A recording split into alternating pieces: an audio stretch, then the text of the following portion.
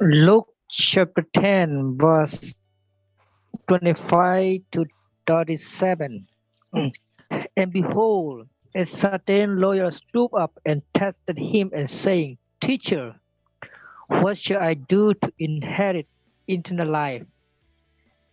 He said to him, What is written in the law? What is your reading of it? So he answered and said, You shall love the Lord your God with all your heart, with all your soul, with all your strength, and with all your mind, and your neighbor as yourself. And he said to him, You have answered rightly, do this, and you will live. Verse 29. But he, wanting to justify himself, said to Jesus, And who is my neighbor? Then Jesus answered and said, A certain man went down from Jerusalem to Jericho and fell among thieves, who stripped him of his clothing and wounded him, and departed, leaving him half dead. Now by chance a certain priest came down that road, and when he saw him, he passed by one the other side. Likewise Levi, when he arrived at the place, came and looked and passed by on the other side.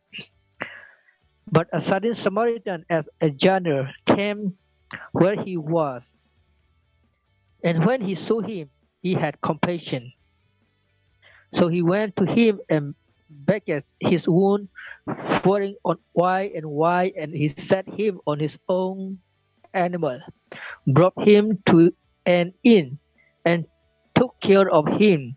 On the next day, when he departed, he took out 2 denarii, gave them to the innkeeper, and said to him, Take care of him, and whatever more you spend, when I come again, I will repay you. So which of these three do you think was neighbor to him who fell among the thieves? And he said, He who showed mercy on him. Then Jesus said to him, Go and do likewise. The example, the parable is the same exactly like as what Jesus said, Let your light shine. Let your light so shine before men. And then just now we read that Brother Lawrence just mentioned about the compassion. Because of the Samaritan, he is compassion in verse 32, the end of passage. And when he saw him, he had compassion. It's very important, the heart of compassion.